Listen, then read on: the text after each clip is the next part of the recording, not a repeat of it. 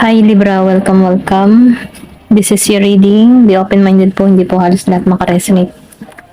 Kaya piliin niya na lamang and thank you nga po pala sa mga nag-subscribe. Lalo na po sa mga bumabalik, marami pong salamat. Start na tayo. Give me the message for Libra.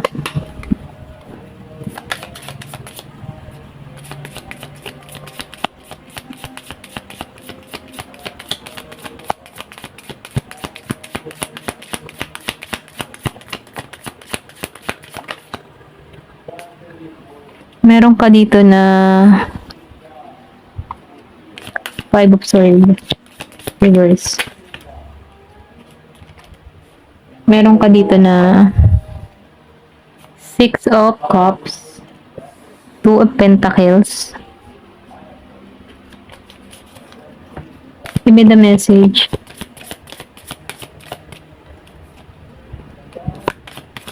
Nakikita ko dito, no? Yung iba sa inyo, nakikita ko dito na kahit meron kang kinakaharap na pagsubok, ups and down, nagkakaroon ka na dito ng pagbabago. Kumbaga, mahanap mo yung balanse, okay? And then, nakikita ko rin dito, no, meron ditong parating yung iba sa inyo pera. May magta-transfer ng pera sa account mo. Ito na yung nakikita ko dito.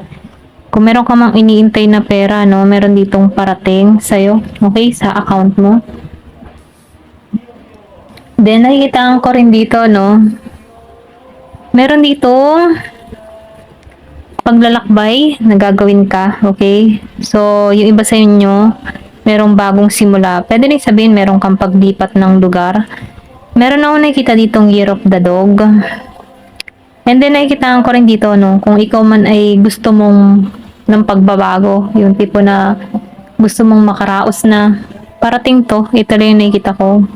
Meron ditong kaguluhan o away na nangyari dito sa Five of Wands. Madalas mong makita ang 555. Nagpapahiwatig to sa'yo ng new beginning, nasa tamang path ka, and then kung ano man yung mga gusto mong mangyari or gusto mong marating sa buhay mo, marireceive mo to. And then, nakikita ko rin dito, yung iba sa inyo, meron kang tao dito na nakaaway. Gusto na nitong makipagkasundo, okay?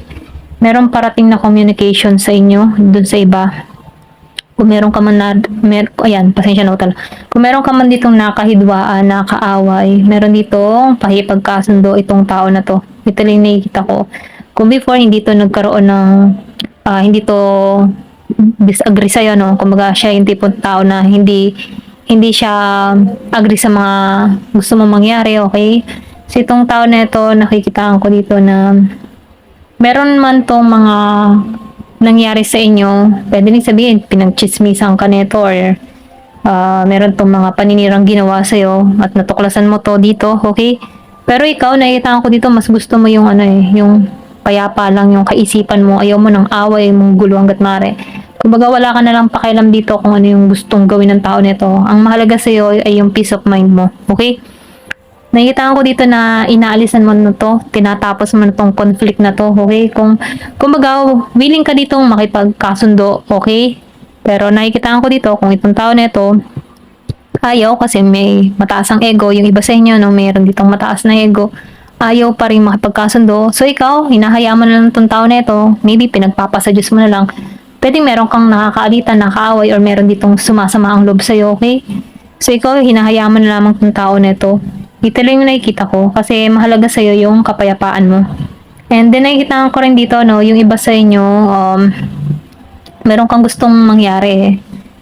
Pwede rin sabihin, nagbabala ka mag-travel, mag-apply abroad, okay? Or pwede rin sabihin, matagal mo na itong binabalak. Sinasabihan ka dito, no, magiging kang sigurado kung ano talaga yung gusto mo kasi matrack mo to dito, okay? Kasi dito, na ano ka pa lang nagpaplano ka. Kumbaga, maybe mayroon ka pa ring takot na nadarama dito kasi meron ka ditong maybe. Kumbaga, hindi pa talaga oo, hindi yung sagot mo dito. Kumbaga, nag-aalangan ka pa, okay? So, nakita ko rin dito, yung iba sa inyo, meron ka ditong past person or pwede rin sabihin, kilala mo tong tao na ito, past friend, ganyan. Gustong makipag-collaborate sa'yo, okay? Gusto nitong bumalik sa'yo, okay? Meron ka ditong past person na gustong manuyo sa'yo dito. Gusto ng tao nito na magkaroon kayo ng panibagong memories, okay? Gusto nito ng pagbawi. Ex mo to, ito lang yung nakikita ko kung meron ka man ditong past person, ano, na Scorpio. So, itong tao nito, gusto nito ng reunion sa inyong dalawa. Gusto nito na pagbawi. Kumbaga, gusto ka ng tao nito sa pagiging mong mabait eh. Hindi ka nito kayang pakawalan. Kasi maybe, ikaw yung tipo ng tao na simple lang, mabait ka, and then nakikita ko dito na komportable itong tao na to sa'yo. Okay? So, tingnan pa natin kung ano pa yung karagdagang darating sa buhay mo. Dito sa card na to.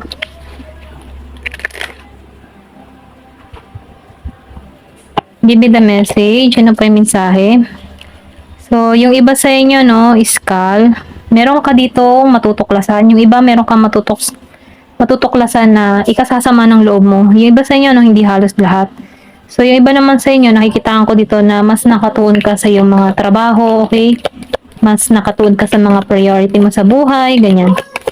Give me the message. Ano pa yung mensahe? So, nakikitaan ko rin dito na yung iba sa inyo nagkakaroon ka ng kaliwanagan or naiintindihan mo na yung sitwasyon mo. And then, nakikitaan ko din dito nagiging aware ka na sa mga sasabihin mo or pwede sabihin sa mga iisipin mo, no? Nagiging ka ng maingat kasi, kumbaga, no, ikaw yung tipo na pinoprotektahan mo yung peace of mind mo. Kaya ayaw mo ditong intindihin or ayaw mo papasukin yung mga toxic or negative influence sa buhay mo. Ito lang yung nakikita ko sa'yo. Nagkakaroon ka na ng spiritual development or pwede rin sabihin na no, ikaw yung tipo ng tao na mananampalataya at naunawaan mo na yung sitwasyon. Kumbaga nagkakaroon ka dito ng pangunawa. Then dito no, first, so yung iba sa inyo mag-ingat ano sa mga i-invest mo. Pwede kasing may mawala kang pera, okay? So ingat ka na lang sa mga taong pagkakatiwalaan mo. And then meron ditong happiness na naghihintay sa'yo. Meron ding mensahe, yung iba sa inyo, parating na good news, magandang balita, okay? Give me more information. So, nakikitaan ko rin dito, no, meron ka ditong hiling na matutupad. Kumbaga, kung ano man yung mga hinihiling mo, masasakatuparan mo to. Ito lang yung nakikita ko. Give me more information. Ano pa yung mensahe? So, meron ka dito na grasshopper. So, yung iba sa inyo, no, balance talaga yung patungo sa'yo. Kung nakaraang buwan, nahihirapan ka sa sitwasyon or nitong mga nakaraang araw, no, feeling mo unbalanced ka. So, parating sa'yo ang balance, okay? Kumbaga, nagiging ka ng maingat sa mga gagawin mong hakbang. Ito lang yung nakikita ko. So, alam mo na yung sitwasyon mo. So, yung iba naman sa inyo may pag-asenso, okay? Kumbaga, lahat ng mga pinaghirapan mo, meron na ditong reward na marireceive ka. So, yung iba naman sa inyo, nakikitaan ko dito na may pagkilala. Kung meron ka mga ginagawa, ano, meron dito pagkilala sa'yo, may abundance na naghihintay sa'yo, may kasaganahan, okay? Kumbaga, yung mga pinaghirapan mo ay nakikita na at dahil doon ano, maraming blessing yung parating sa'yo dito. And then club. So, yung iba naman sa inyo, ingat ka pa rin kasi meron talaga ditong tao na against sa'yo. Hindi talaga maiwasan na meron tao na kahit anong kabutihan mong ginagawa, meron at meron pa rin sumasama ang loob sa'yo, galit sa'yo, o inis sa'yo. So, iwasan mo na lang to, no? Kasi nakikitaan ko dito na mas malawak yung pangunawa mo, so intindihin mo na lang to. Maging aware ka na lamang din dito kung sino yung pagkakatiwalaan mo. Kasi meron talaga na galit sa'yo dito, okay? Yung iba sa inyo, no? So, meron dito nangyari in April or nung last month, ano? Meron ditong happiness na naghintay sa'yo. Pwede rin sabihin meron kang na-achieve nitong April, okay? Na nagtutuloy-tuloy sa panahon ngayon. Yan. Give me more information. Meron dito na bird flying. News is on the way. So, meron kang magandang balita na parating dito. Kumbaga, no, ginagabayan ka dito. Ito lang yung nakikita ko. So, nakikita ko rin dito na magkakaroon ka dito ng personal strength. Meron kang katatagan, lakas ng loob. And then, nakikita ko rin dito na magkakaroon ka dito ng kapayapaan. And then, may tagumpay na naghihintay sa'yo. Sigurado tong tagumpay na parating sa'yo, okay? So, mapagtatagumpayan mo itong mga pagsubok na kinakaharap mo ngayon. Meron ka ditong clover. So, nakikita ko dito yung good fortune. Meron dito magandang naghihintay sa'yo, masaya. Meron kang kahilingan na matutupad. Kung ano man yung mga wish mo, masasakatuparan mo na to. Kumbaga, blessing lang kasi nakikil ko dito yung pag-asenso sa'yo. Okay? So, yung iba naman sa inyo, ingat na lamang sa mga pagkakagastusan mo kasi pwedeng may mawala. So, ingat ka kung maglalabas ka man ng pera, no? Ingatan mo, okay? So, pag-isipan mo muna kung dapat pa maglabas ng pera dito. Kasi meron dito mawawala. And then yung iba naman sa inyo, meron kang matutuklasan na pwede kang masaktan, okay? Pero ganun pa man, nakikitaan ko dito na kahit nasaktan ka dito, mababalansin mo yan. Kaya mong i-handle yung sitwasyon. Merong masaya, naghihintay, okay? Ito lang yung nakikita ko. Ayan. Thank you for watching. I love and peace.